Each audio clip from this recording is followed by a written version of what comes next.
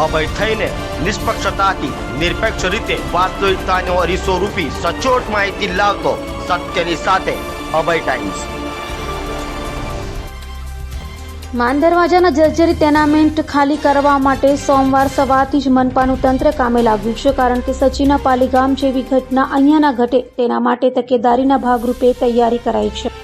સચીના પાલીગામમાં 6 માળની જર્જરિત ઇમારત તૂટી પડતા 2ના મોત થયા હતા। તે મામલે સફાળે જાગેલી સુરત મનપાની લિંબાયત ઝોન દ્વારા લોકોની સાવચેતી માટે માન દરવાજા ખાતેની જર્જરિત ટેનામેન્ટના લોકોને ખાલી કરાવવા માટે નળ કનેક્શન કાપી નાખવાની કવાયત હાથ ધરવામાં આવી હતી। તેમજ ટેનામેન્ટ ખાલી કરવા માટેના પણ તજવીજ હાથ ધરાતા અહીંયા રહેતા લોકોમાં રોષ છવાઈ જવા પામ્યો હતો અને લોકટોળા ભેગા થતા લિંબાયત ઝોન દ્વારા પોલીસ બોલાવી પડી હતી। અહીંયાના લોકોએ જણાવ્યું હતું કે અમને જગ્યાની સામે જગ્યા આપો, ભર ચોમાસે અમારે બાળકો સાથે ક્યાં જવું। આજરોજ પોલીસ બંદોબસ્ત સાથે માન દરવાજા ટેનામેન્ટ ખાલી કરવાની કવાયત હાથ ધરવામાં આવી હતી, કારણ કે સચીનમાં જે દુર્ઘટના થઈ તે અહીંયા ના થાય તેના માટેના તકેદારીના પગલાં મનપાનું તંત્ર કરી રહ્યું છે।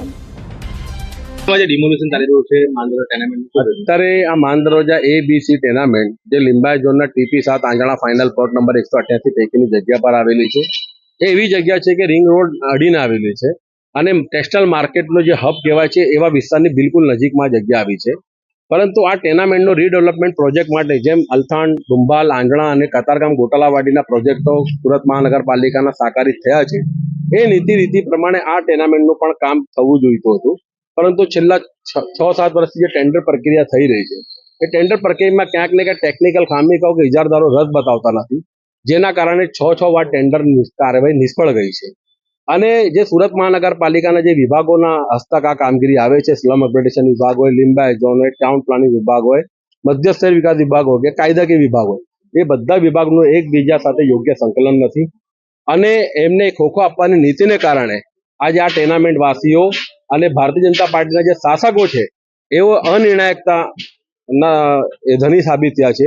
કોઈ નિર્ણય નથી કરી શકતા, નબળી કામગીરી, નબળા વહીવટને કારણે આજે 1312 પરિવારો ઘર વિહોણા બની ગયા છે। વૈકલ્પિક વ્યવસ્થા પણ નથી કરી આપવામાં, કોઈ પ્રકારની વૈકલ્પિક વ્યવસ્થા કરી નથી કે કોઈ બાંહેધરી આપવામાં આવી નથી કે ભાડું આપવામાં આવશે, કારણ કે અગાઉ 2021ની અંદર જ્યારે એ ટેનામેન્ટના 380 ફ્લેટ ધારકોને આવી રીતે કાર્યવાહી કરી હતી, આજ દિન સુધી કોઈને ભાડું મળ્યું નથી ને 380માંથી માત્ર 80 ફ્લેટ ધારકોને વૈકલ્પિક આવાસની વ્યવસ્થા કરી હતી। આજે સુરત મહાનગરપાલિકાના પોતાની પાસે પણ વૈકલ્પિક આવાસ અવેલેબલ નથી। આ એમને નવી વાસ્તવિકતા છે કે નથી કોઈ ભાડું આપવાની બાંહેધરી આપી છે। આપણે ઈશ્વરને એટલી જ પ્રાર્થના કરીએ કે આ ટેનામેન્ટ માટે જે નિર્ણય શાસકો અને તંત્રએ તાત્કાલિક ઝડપી રીતે કરવું જોઈએ એ તાત્કાલિક ઝડપી રીતે કરે ને આ લોકોને ન્યાય। કાર્યપાલક ઇજનેર વિપુલ ગણેશવાળા, કાર્યપાલક ઇજનેર લિંબાયત ઝોન। હાલમાં માન દરવાજા ખાતે કુલ 12 ટેનામેન્ટ આવેલા છે। આ ટેનામેન્ટ 992 યુનિટ આવેલા છે।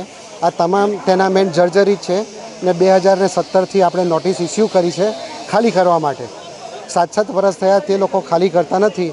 એમની જાનને જોખમ છે, એમની સલામતી માટે અત્યારે આપણે આ પાણીના કનેક્શન કાપીને એક મેસેજ આપીએ છીએ કે તમે આ તરત જ સ્વૈચ્છિક રીતે ખસી જાઓ, કોઈ પણ પ્રકારની ઘટના આમાં ઘટી શકે તેમ છે। રહીશો હજુ સમય માંગે છે, પરંતુ આપણે 2017થી આ એમને જણાવીએ છીએ, એટલે હવે એમને કોઈ વધારે સમય આપવાની શક્યતા જણાતી નથી। ટોટલ 12 બિલ્ડિંગના કનેક્શન આપણે કાપવાના છે। અત્યાર સુધી 8 બિલ્ડિંગના કનેક્શન દૂર થઈ ગયા છે, બીજા 4 બિલ્ડિંગના બાકી છે, એ પણ થોડાક સમયમાં આપણે દૂર કરી નાખીએ।